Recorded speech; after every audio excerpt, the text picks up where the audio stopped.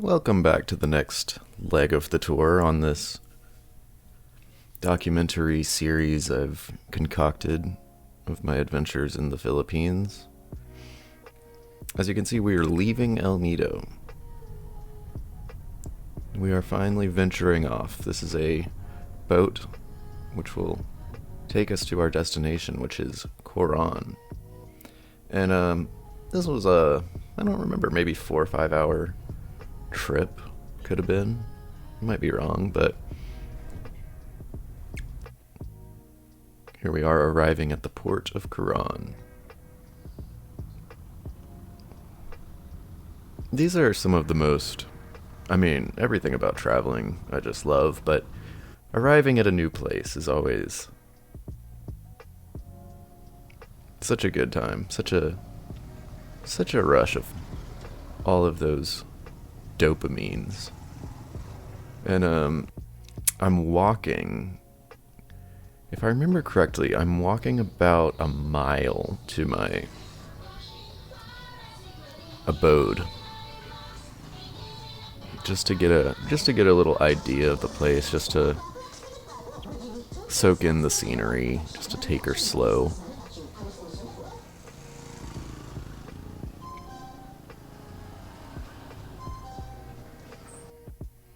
There's a doggy on a roof, sneezing.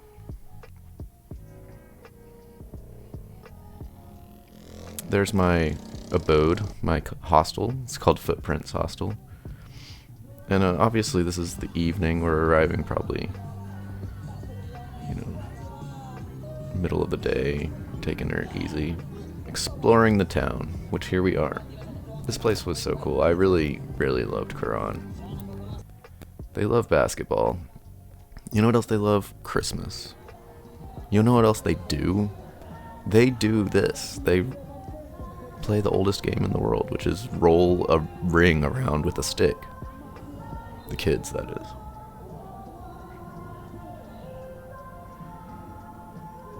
I was, pleasantly surprised to see how festively decorated they would be for the Christmas season. They have skinny Santa.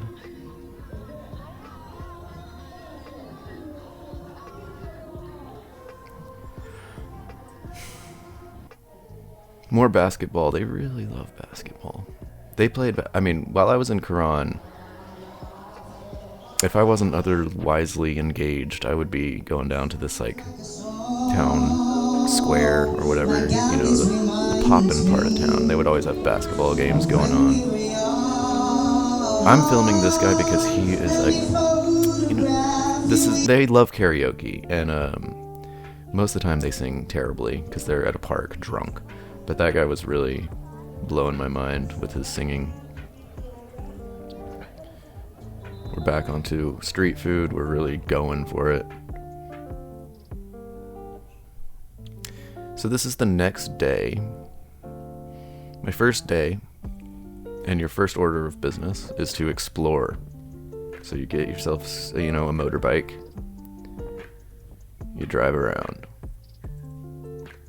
You set yourself a destination, but you don't set yourself any boundaries.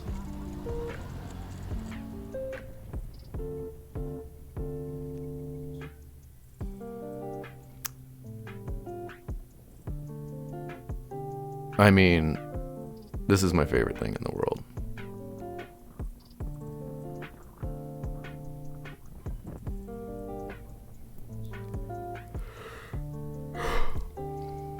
Get some coffee.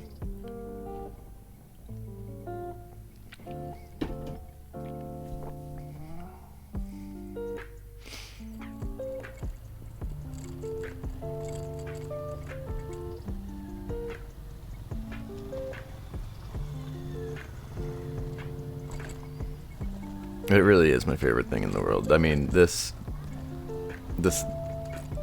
only thing better than this is when you are riding on a motorbike in the sun and you've just come out of the ocean, so you're just wet and hot at the same time.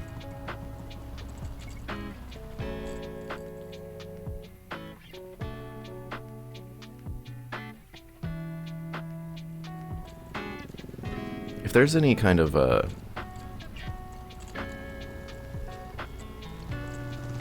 employment opportunities in Coron, let me know, because I would move here in a heartbeat.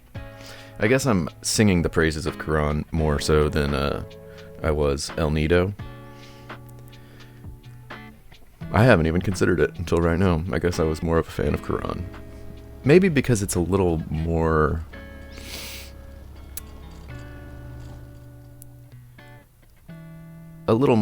locally, a little more real-ish. You know, Coron, El Nido was a very touristy locale, which is not bad, and I'm a tourist, so I'm not one of those guys, but I appreciate a touristy town, but I think you should have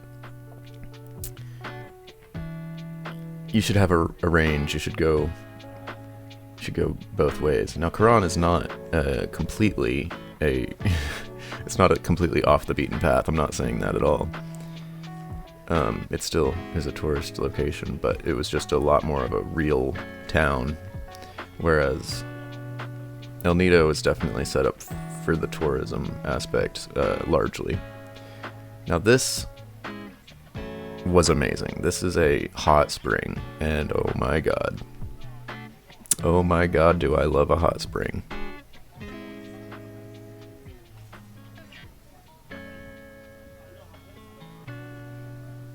I probably went to this hot spring 3 or 4 times.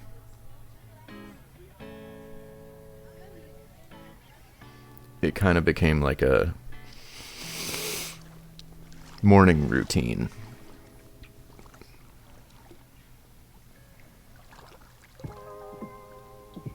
I think one day I went to the hot spring in the morning, drove another however long it was, 15 minutes, to the beach, and then drove back to the hot spring, and then back to town. I really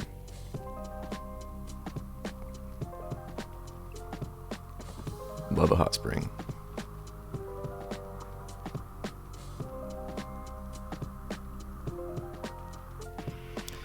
Like, this hot spring alone might have been what drew me to Coron. I just hear about a hot spring and I go, I want to go to there.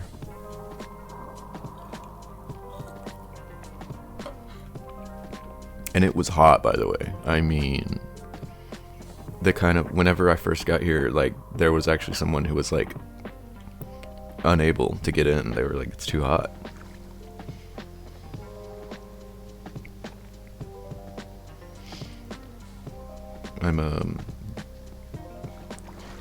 I'm a very hot water showerer, bather, and whatever. Like, I wish the ocean was 20 degrees hotter than it is sometimes. Especially scuba diving. I mean, when you get down into the depths, I was shocked. I was surprised that you actually get cold, and then you come up on to the boat, and that sun just fixes your life. But many times I was, talked into or recommended or asked to join like a night diving excursion, and I never could do that because I am so cold when I'm done with a dive that if I don't have the sun, I feel like it would just be miserable. So that was obviously like a little shower mister, and you just go back and forth if you please.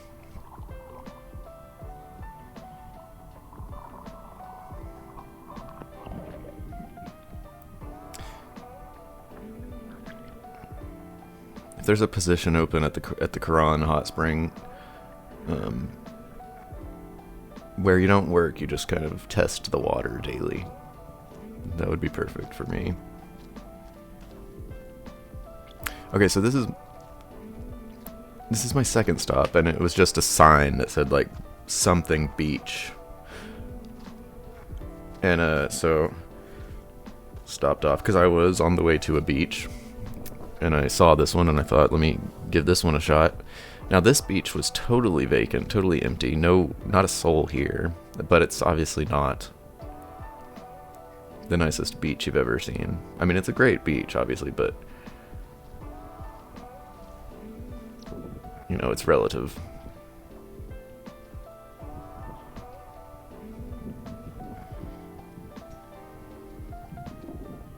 You know, they don't got any stands where you can purchase fruit, which is also fruit, whatever, food, beer, water, food. So this is, what beach is this called?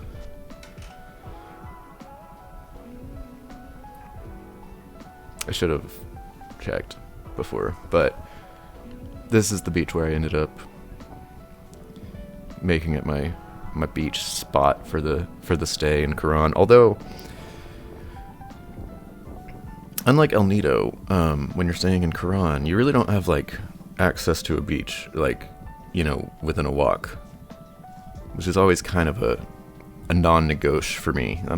I always need a beach nearby that I can walk to, but in Coron, it's kind of a port city, so like all the waterfront property in town is taken up by like industry, so it's one of those kind of scenarios. So you have to drive a little bit to get to your beach.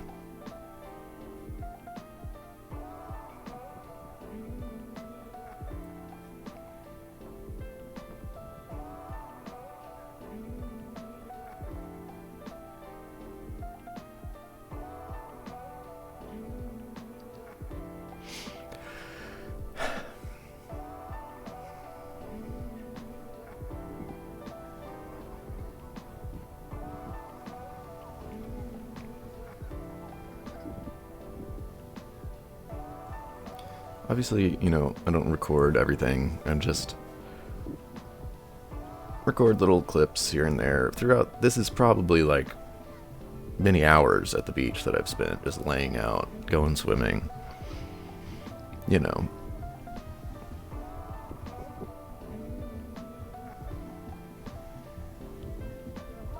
Drinking a beer. Met these guys. And they had a starfish. You can obviously tell that this is not like the premium beach. This is definitely a cloudy. It's not your typical Filipino crystal clear.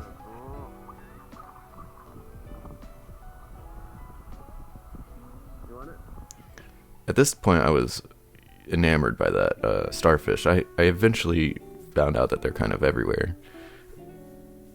I mean, maybe not everywhere, but I definitely saw plenty of them.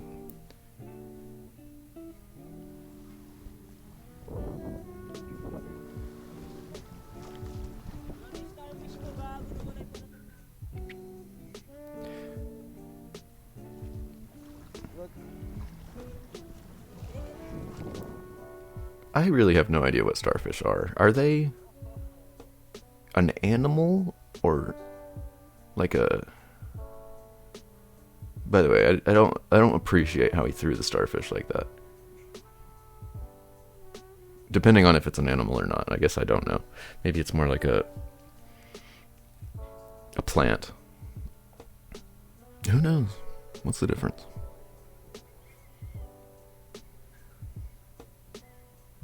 Does it feel pain? That's my question. Does it have sentience and consciousness? Is it aware?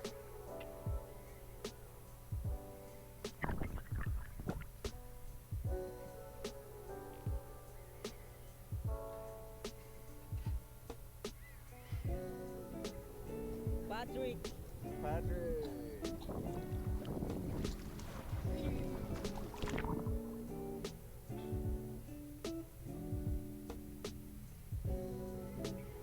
Looks like that's going to be about it for this episode, if you will. So, thank you for sticking with it, and I'll see you on the next.